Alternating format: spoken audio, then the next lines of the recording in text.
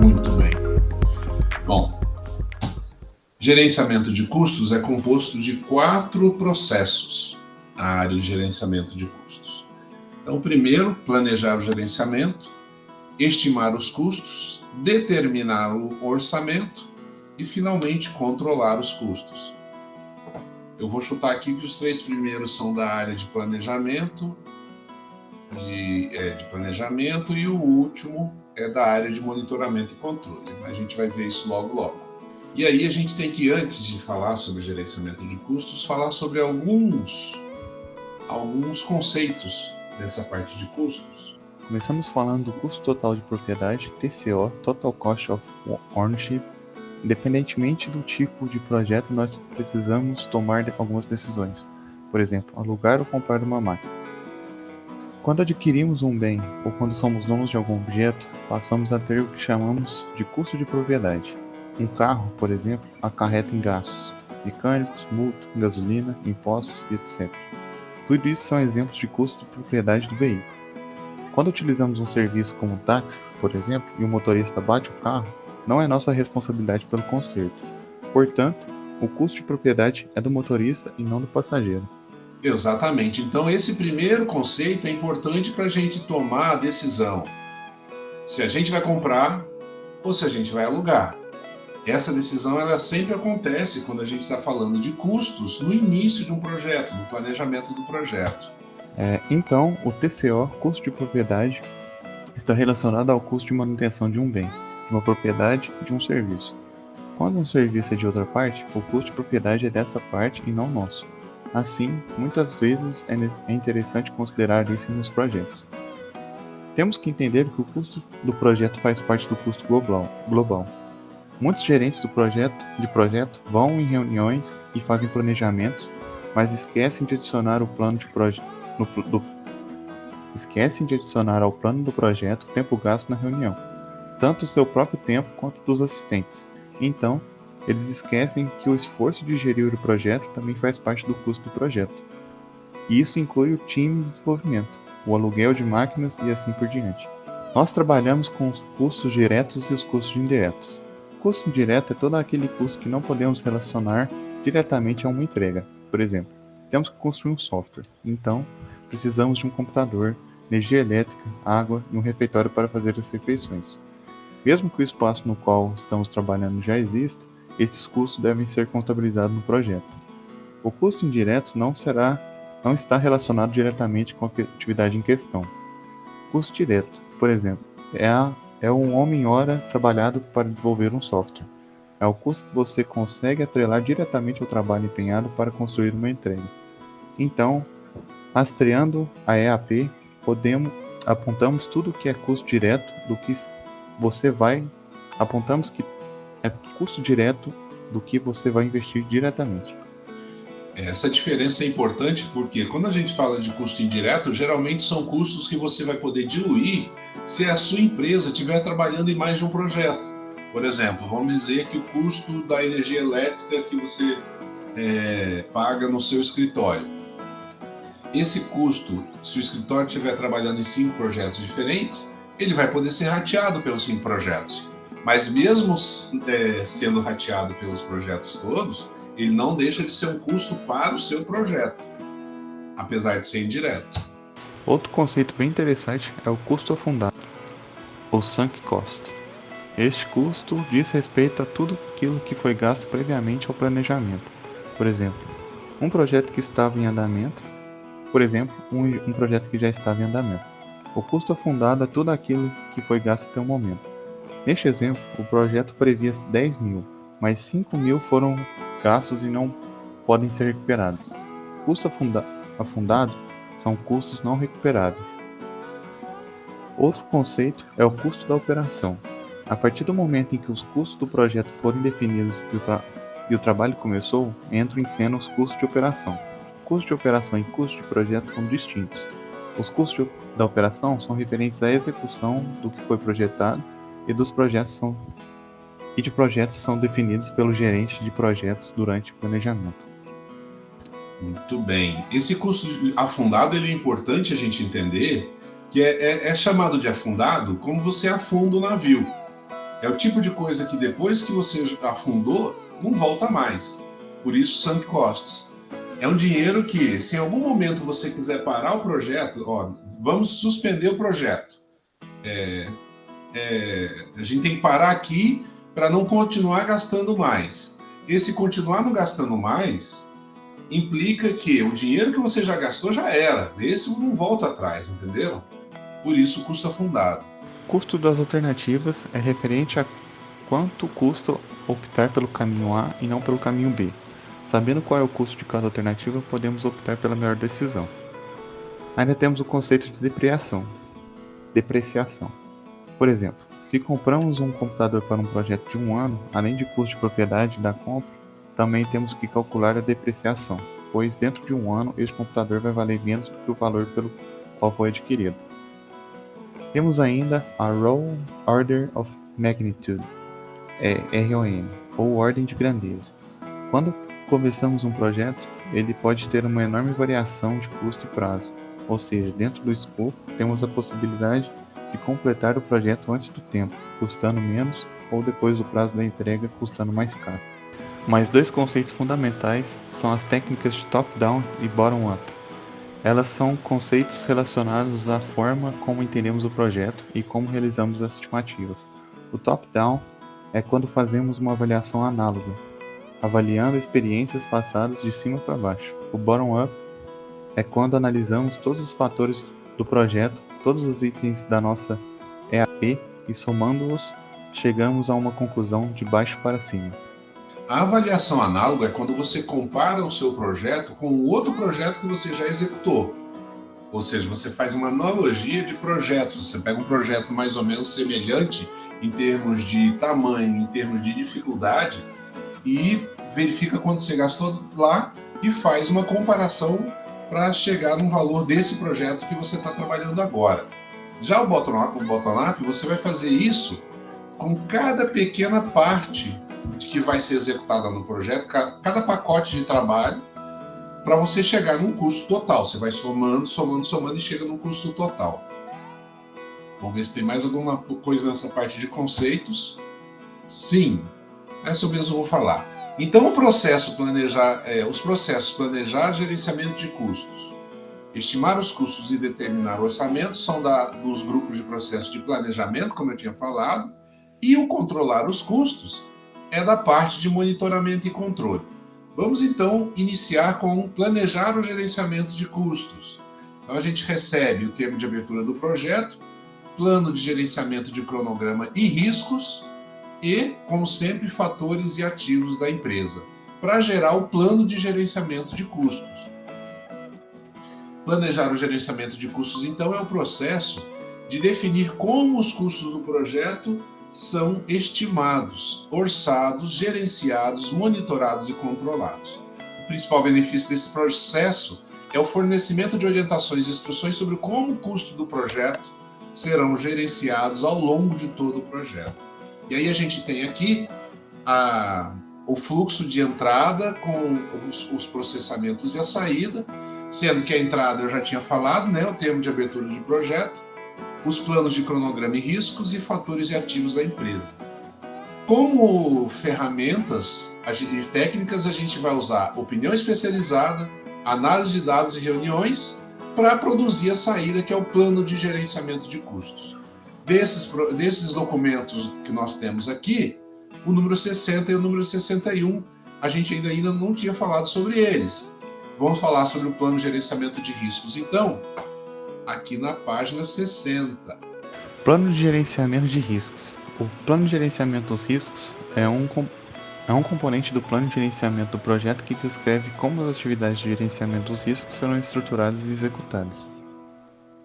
Aqui a gente tem uma tabela que é um extrato de exemplo de uma estrutura analítica de riscos. Assim como a gente tem lá a estrutura analítica do projeto, a EAP, aqui a gente tem uma estrutura analítica de riscos que é a EAR.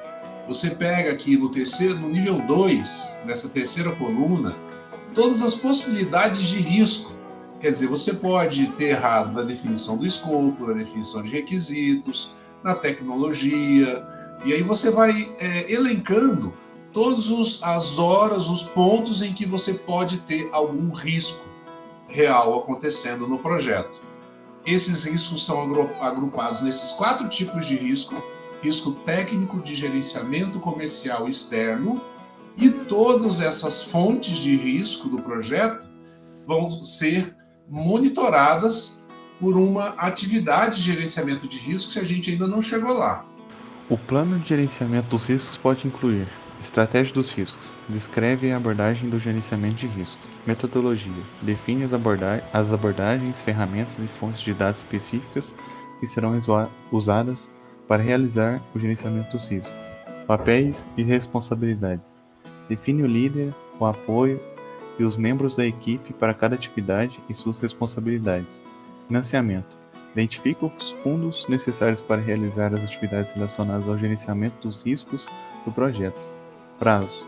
Define quando e com que frequência os processos de gerenciamento dos riscos do projeto serão realizados. Categorias dos riscos. Fornece os meios para agrupar riscos individuais de projeto. Uma forma comum para estruturar categorias dos riscos usa a estrutura analítica dos riscos, EAR. Apetite a riscos das partes interessadas. O apetite de riscos das partes interessadas deve ser expresso como limites dos riscos mensuráveis de cada objetivo do projeto. Definições de probabilidade e impacto dos riscos. As definições dos níveis de probabilidade e impacto dos riscos são específicas ao contexto do projeto e refletem o apetite aos riscos e aos limites da organização e das principais partes interessadas. Matriz de probabilidade e impacto.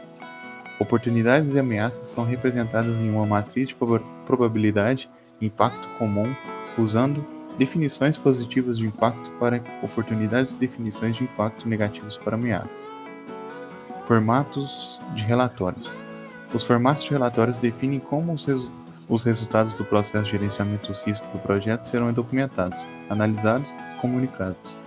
Acompanhamento. O acompanhamento documenta como as atividades de risco são registradas e como processos de gerenciamento dos riscos serão auditados. Muito bem, então esse é um documento que planeja os riscos. A gente ainda vai falar sobre riscos, eu não sei se é semana que vem. Bom, tá lá no cronograma, tá? Para a gente falar sobre riscos especificamente. Além disso, a gente vai gerar, então, nesse primeiro processo de planejamento, o plano de gerenciamento de custos. O plano de gerenciamento dos custos é um componente do plano de gerenciamento do projeto e descreve como os custos do projeto serão planejados, estruturados e controlados. Os processos de gerenciamento dos custos e suas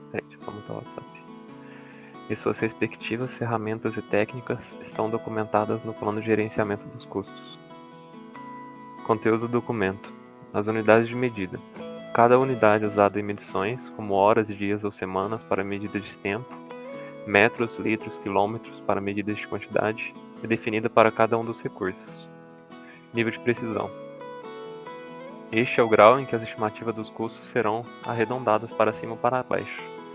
Exemplo, de 995,59 para R$1.000. Nível de exatidão. A faixa aceitável, por exemplo, é de mais ou menos 10%. Usada para determinar as estimativas de custo realísticas, é especificada e pode incluir verbas de contingências. Vínculos com procedimentos organizacionais. A EAP fornece a estrutura para o plano de custos, permitindo a consistência de estimativas, orçamentos e controle dos custos. O componente da EAP usado para a contabilidade de custos do projeto é chamado de conta de controle. Cada conta de controle recebe um código único ou números de conta que se vinculam diretamente ao sistema de contabilidade da organização executora. Limite de controle. Normalmente os limites são expressos como porcentagem de desvio na linha de base do plano. Regras para a medição do desempenho.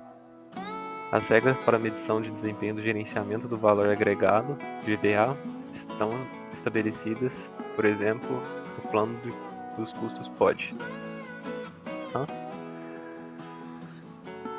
Definir os pontos na EAP, onde as medidas das contas de controle serão feitas. Estabelecer as técnicas de GVA a serem empregadas e especificar as metodologias de acompanhamento. Formatos de relatórios. Os formatos e frequências para vários relatórios de custo são definidos. Detalhes adicionais. Eles incluem descrição de escolhas do financiamento estratégico, procedimento para considerar flutuações nas taxas de câmbio e procedimento para registro dos custos do projeto. Então, todas essas informações são o planejamento dos custos do projeto especificamente. É claro que se a gente estiver falando de um projeto não muito grande, você não precisa ter essa riqueza de planejamento toda. Mas projetos maiores vão ter que ter esse nível de informação, né? Ou seja, o primeiro processo é esse. A gente está gerando aqui o plano de gerenciamento de custos, ok? São 4 processos. O segundo é justamente fazer a estimativa dos custos. E aí vejam que a gente recebe bastante informação e a saída é naturalmente as estimativas de custo.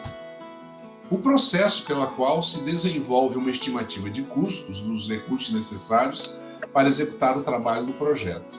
O principal benefício desse processo é que define os recursos monetários necessários para o projeto.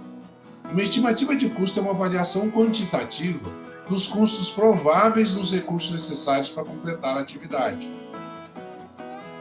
Trata-se de um prognóstico. O que é prognóstico? Como é que eu vou dizer? Esqueci o termo agora para prognóstico. É uma tentativa de adivinhação, vamos dizer assim, baseada nas informações conhecidas de um determinado momento. As estimativas de custos incluem a identificação e a consideração das alternativas de custo para iniciar e terminar o projeto. E aí a gente tem aqui o processo de estimar os custos, que recebe como entrada os planos de gerenciamento de custos, os planos de gerenciamento de qualidade, a linha de tempo de escopo, além do registro das lições aprendidas, cronograma de projeto, requisitos dos recursos, ou seja, quais recursos necessários serão utilizados no projeto, os registros dos riscos e fatores ativos da empresa. Como ferramentas e técnicas para poder estimar os custos, opinião especializada, estimativa análoga, que eu acabei de explicar, a paramétrica, a bottom-up, a estimativa de 3 pontos e análise de dados. Você usa análise de alternativas, análise de reservas e a novidade aqui, o custo da qualidade. Além disso, a gente utiliza o sistema de gerenciamento de projetos e votação para poder chegar à tomada de decisão. Vamos dar uma olhada, então, que técnica é essa de custo da qualidade? Aqui, custo da qualidade. Custo da qualidade. As premissas sobre os custos de qualidade podem ser usadas para preparar as estimativas. Isso inclui avaliar o impacto de custos de investimento adicional em conformidade versus o custo de não conformidade. Pode ainda levar em consideração reduções de custos a curto prazo versus implicação de problemas mais frequentes, mais diante no ciclo da vida do produto. Receita como fazer. O custo da qualidade associado com um projeto consiste em um ou mais dos seguintes custos. Aí a figura da lista exemplo de cada um dos custos. É nessa figura aqui embaixo aqui? Depois a gente vai falar com ela tá. em detalhes. Você pode ler a receita aqui, depois a gente vai para lá. Certo. Custos de prevenção custos relacionados à prevenção da má qualidade nos produtos, entregas ou serviços do projeto específico. Custo de avaliação. Custo relacionado a avaliar, medir, auditar e testar os produtos, entrega ou serviços de projeto específico. Custos de falha. Custos relacionados à não conformidade dos produtos, entrega ou serviço em relação à necessidade ou expectativa das partes interessadas. Um CDQ otimizado reflete ao equilíbrio apropriado por investir no custo de prevenção e avaliação para evitar custos de falha. Modelos mostram que projetos possuem um custo de qualidade otimizado, a partir do qual investir em custos adicionais de prevenção ou avaliação não será mais benéfico nem eficaz em termos de custos. A questão é que quando você pensa em qualidade, a gente tem que lembrar que ter qualidade também custa dinheiro. Então existe toda uma questão aí de quanto vai custar essa qualidade. É por isso que eu coloquei aqui esse quadro, para se determinar o custo da qualidade. Então, está falando aqui, ó, isso é uma comparação, na verdade. Aqui do lado esquerdo está assim, custo da conformidade, e do lado direito, custo da desconformidade. Lá embaixo, ó, dinheiro gasto durante o projeto para evitar falhas. É o custo da conformidade. Dinheiro gasto durante e após o projeto por causa das falhas. É o custo da desconformidade. Tem que haver aí um equilíbrio entre essas duas coisas. No caso do custo da conformidade, o que compõe isso? Primeiro, o custo da prevenção. E para você prever problemas para construir um produto de qualidade, você vai ter que gastar com treinamento, documentar processo, equipamento e tempo para fazer tudo corretamente. Além disso, para ter um produto em conformidade, você também vai ter custo de avaliação, ou seja, você vai ter que ficar constantemente avaliando a qualidade. E aí, você vai gastar com o quê? Com testes, com perda de teste destrutivo, com inspeções. Agora, em comparação com o custo da conformidade, a gente tem o custo da desconformidade. No caso, você tem custo de falhas internas, que são as falhas encontradas pelo projeto, que vai custar retrabalho, que vai custar descarte, ou seja, perda de material. E você tem os custos das falhas externas, que são as falhas encontradas pelo cliente, ou seja, são externas porque só aparecem depois que o produto já está na mão do cliente. E aí você vai ter custo com responsabilidade, com trabalho de garantia e até com perda de clientes, certo? Então, tudo isso é o que a gente tem que avaliar na questão do custo da qualidade. Isso aqui, então, é chamado é uma ferramenta utilizada para poder estimar os custos. O que gera isso tudo? Esse processo de estimar os custos gera uma estimativa de custos, mas também uma base para futuras estimativas, ou seja, você criar uma base de dados para que você possa ir continuamente melhorando as suas estimativas de custo e também atualizações em alguns documentos. Bom, a estimativa de custos é uma novidade, então vamos dar uma olhada nela aqui. Está aqui a estimativa de custos. Estimativa de custos. A estimativa de custo inclui avaliações quantitativas dos produtos prováveis necessários para concluir o trabalho de projeto e também valores de contingência para assumir riscos identificados e reserva gerencial para cobertura de trabalho não planejado. Conteúdo do documento. As estimativas podem ser apresentadas em formato resumido ou detalhado. Os custos são estimados por todos os recursos aplicados na estimativa de custo.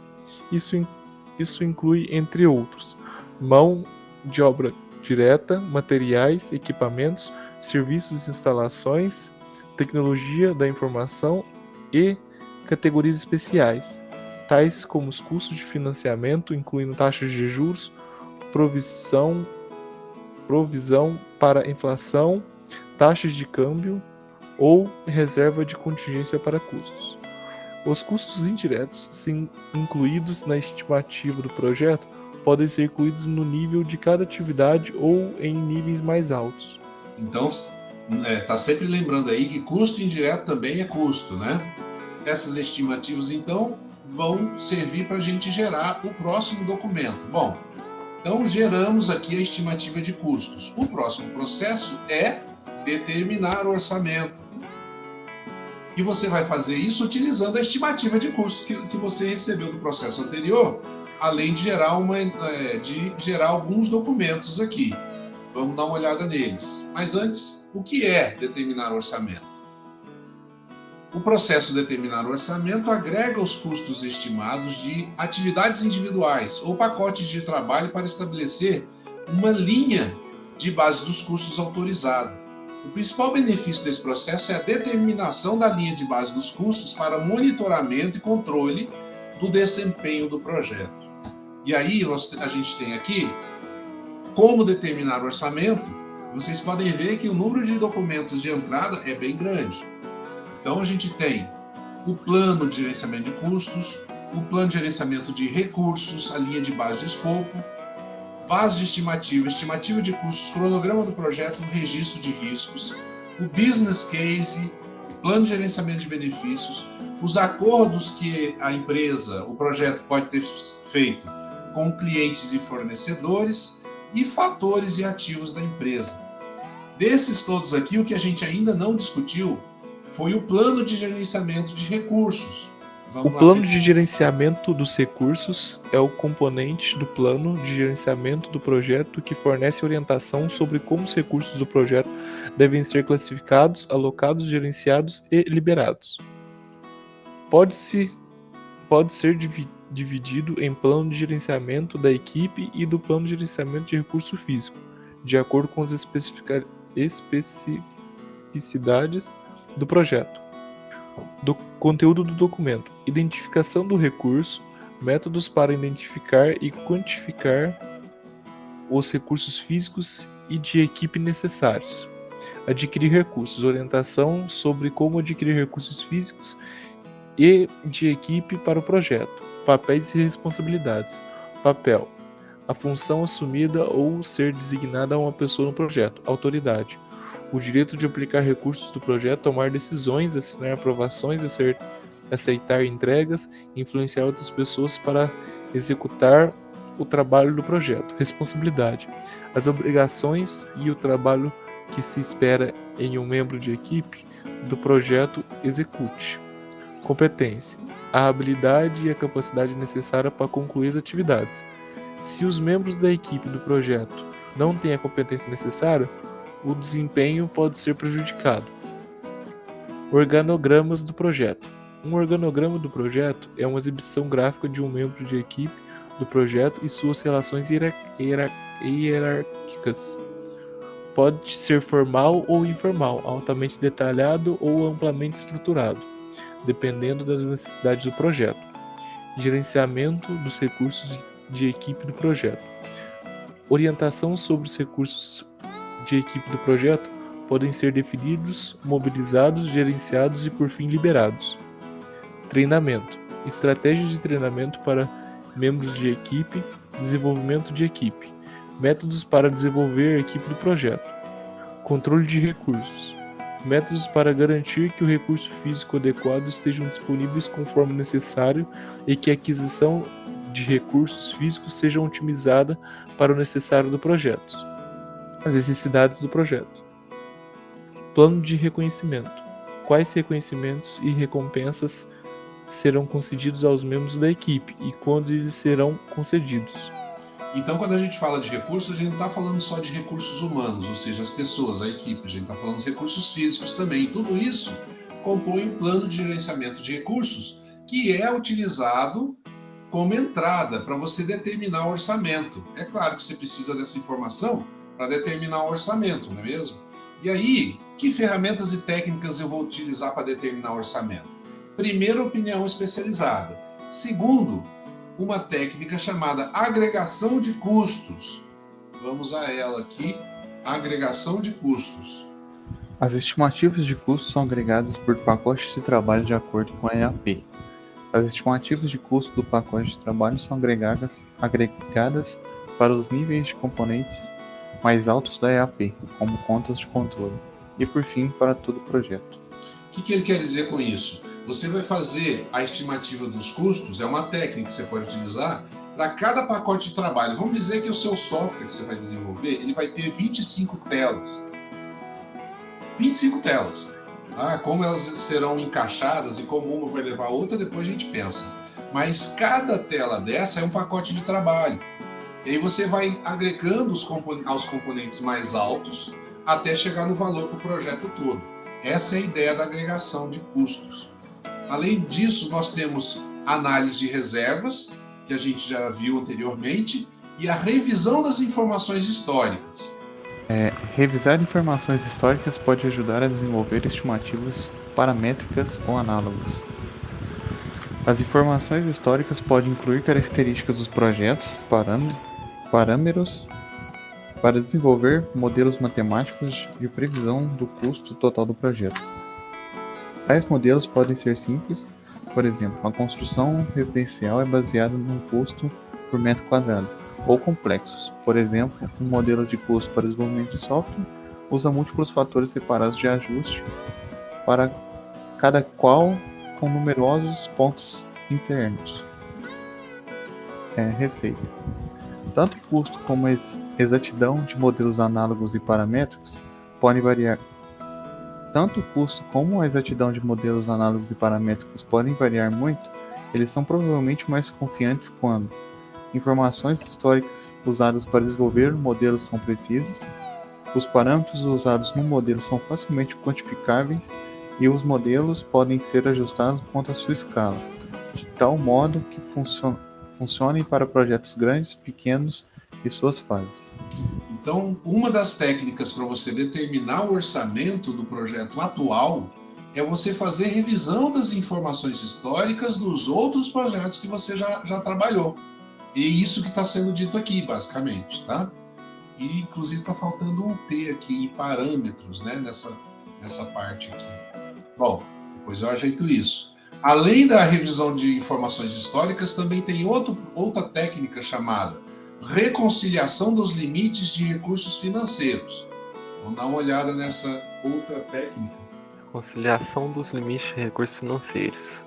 A utilização de fundos deve ser reconciliada com quaisquer limites de recursos de fundos alocados ao projeto. Uma variância entre os limites de financiamento e os gastos planejados às vezes provoca a necessidade de reagendamento do trabalho, visando o nivelamento do índice de gastos.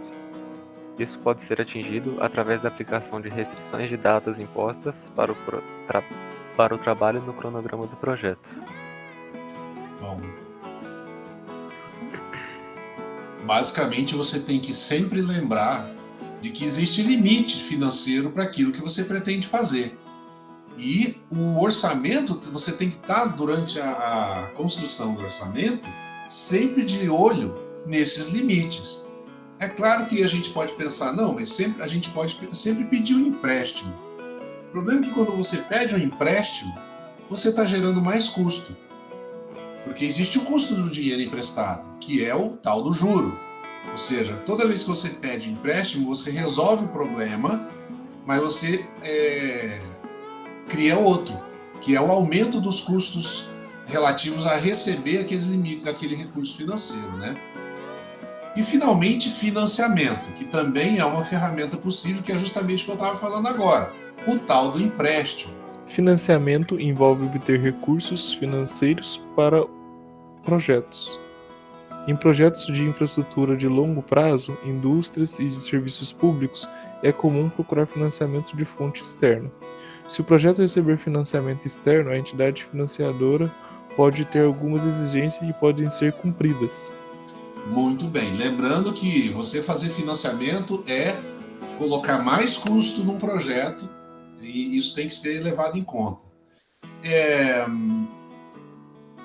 Determinar o orçamento vai gerar o quê? Uma linha de base de cursos, requisitos de recursos financeiros do projeto e algumas atualizações. Esse documento de requisitos de recursos financeiros do projeto ainda não foi apresentado. E a gente vai dar uma olhada nisso agora. Aí eu vou pedir de novo para o João Vitor ler para mim. Os requisitos de recursos financeiros totais e periódicos, por exemplo, quadrimestrais, anuais, são derivados a partir da linha de base dos custos. O conteúdo do documento. A mesma indicará gastos projetados mais responsabilidades comprometidas. O financiamento frequentemente ocorre em valores incrementais e podem não ser igualmente distribuídos, conforme aparecem em etapas na figura. Os recursos totais necessários são aqueles incluídos na linha de base dos custos, mais as reservas gerenciais, se houver. Os requisitos de recursos financeiros podem incluir as fontes dos mesmos. Vamos dar uma olhada nesse gráfico aqui. A gente tem aqui nesse gráfico essa linha aqui, que é a linha de base dos custos, que foi determinada no orçamento. Ou seja, foi planejada para ser dessa forma, para quando a gente chegar aqui no final do projeto, a gente ter gasto o dinheiro todo. E aí, os requisitos de recursos financeiros, eles vão sendo solicitados à medida que o projeto vai acontecendo. Acontece que os gastos, geralmente, não batem com os custos que foram planejados. Os custos planejados é essa linha contínua. Os gastos reais é essa linha pontilhada que está aqui. Vocês podem observar que no final das contas, você acabou gastando mais. O projeto estava programado para terminar aqui, mas vamos dizer que tem adiado uma semana, ou seja, demorou mais uma semana para terminar. Se demorar mais uma semana para terminar, ele chegou até aqui. E aí, quando ele chegou até aqui, ele gastou mais um certo dinheiro, tá vendo? E aí, tem que haver, no orçamento do projeto, tem que haver uma coisa chamada reserva gerencial.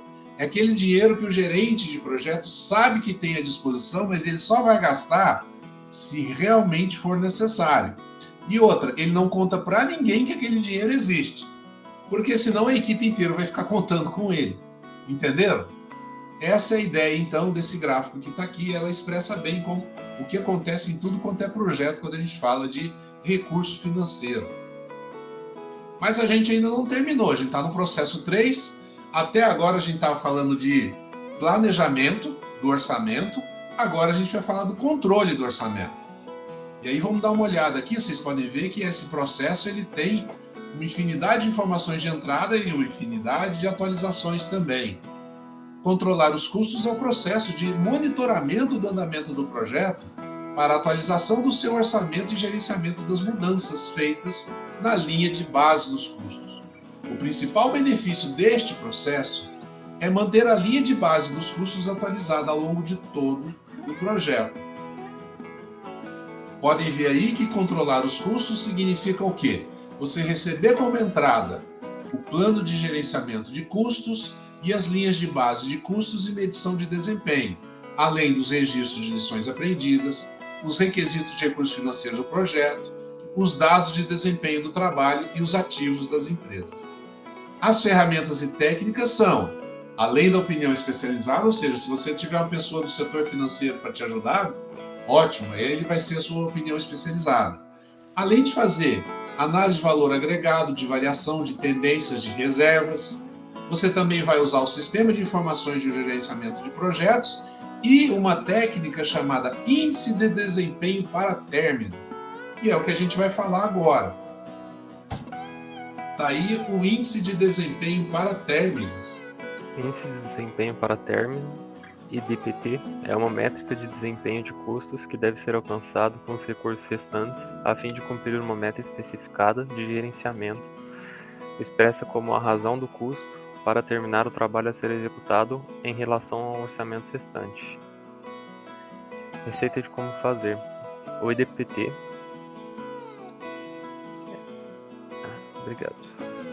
é o índice calculado sobre o trabalho restante para atingir uma meta especificada, como o ONT, orçamento no termo, a soma de todos os orçamentos estabelecidos para a execução do trabalho, ou ANT, estimativa no término, o custo total esperado de finalização de todo o trabalho, expresso como a soma do custo real atual e a estimativa para terminar. Se ficar óbvio que o ONT não é mais viável, o gerente do projeto deve considerar a ANT prevista. Uma vez aprovada, a ANT pode substituir o ONT no cálculo do IDTP. Neste caso, o IDTP é igual a ANT menos VA sobre a ONT menos CR. O IDPT é mostrado de forma conceitual na figura. A adequação do IDPT é mostrada no canto inferior esquerdo como sendo o trabalho a ser executado, definido como o ONT com menos VA, valor agregado. A medida do trabalho executado expressa em termos do orçamento autorizado para tal trabalho, dividido pelos recursos financeiros restantes, que pode ser o ONT menos o CR, custo real. O custo realizado incorrido no trabalho executado de uma atividade, durante um período específico. como o ONT menos o CR, como o ONT menos o CR. Se o IDC cumulativo ficar abaixo da linha de base mostrada na figura, todo o trabalho futuro do projeto precisará ser imediatamente utilizado na faixa do IDPT, ONT, como refletido na linha superior da figura, para ficar dentro do limite do ONT autorizado. Este nível de desempenho é mostrado como sendo a linha IDPT-ENT. A equação do IDPT baseia-se na ENT. A ONT menos valor agregado e a ENT menos custo real. Bom, então, esse DTP, no final das contas, o que é? É o trabalho que falta para ser feito dividido pelo recurso que ainda sobra. Tá? E o trabalho que falta para ser feito dividido pelo recurso que ainda não sobra vai nos fazer controlar, como é que eu vou dizer para vocês? Vai fazer manter um controle sobre o valor que ainda falta para gastar. Se a gente ainda vai conseguir ter dinheiro ou não para gastar. Então, ONT é o orçamento no término. Orçamento no término é o que foi previsto para o projeto inteiro, menos o VA, que é o valor agregado, ou seja, o que você já gastou até o momento. Então, orçamento total menos o que você já gastou até o momento, é o que resta para você gastar, ou seja, o recurso restante. Tá certo? Da mesma forma que o trabalho restante, menos o custo real é o quanto você gastou de verdade. Isso dividido pelo outro vai ser o tal do índice IDPT. Tá? Aliás, terminou, né? Esse daqui é a técnica para poder determinar o índice de desempenho para o término. Ela vai nos dizer se ainda está sobrando dinheiro ou se está faltando dinheiro. Esse índice de desempenho. E isso vai fazer você correr atrás para saber se precisa de mais dinheiro ou não. A saída de controlar os custos são informações sobre o desempenho do trabalho, previsões sobre os custos do projeto, solicitações de mudança, caso você esteja verificando que vai faltar dinheiro, por exemplo, e atualizações em diversos documentos. Tá? E aí a gente finalmente terminou a parte de gerenciamento de custos. Ok? Eu queria dizer para vocês que eu pedi para ler muito, pedi para o Felipe e para o João lerem bastante hoje, porque vocês estavam lá atrás no meu controle. Agora vocês estão na frente, junto com o Marco, na frente de todo mundo aqui nas leituras, tá? Agora, antes da gente encerrar, é claro, vamos falar sobre o trabalho de hoje. Hoje é 7 de outubro e o trabalho de hoje é fazer o cronograma do projeto com os diagramas PERT e Gantt. E o que é o diagrama PERT e Gantt? O que vai ter que ter nesse cronograma de projeto, tá? O que tem que conter esses diagramas? Uma tabela de atividades do projeto, onde cada atividade vai ter uma breve descrição, a data inicial estimada, a data final estimada, a quantidade de dias e as pessoas da equipe envolvidas. Vai ter que ter ainda quais as atividades deverão ser realizadas para que esta aconteça, ou seja, a ligação entre as atividades. Isso tudo vai poder ser expresso através de um diagrama de Gantt e um diagrama PERT. Tá? Se vocês não estiverem sabendo como são esses dois diagramas, deem uma olhada na internet que vocês acham eles facilmente. Exemplos desses dois. Certo?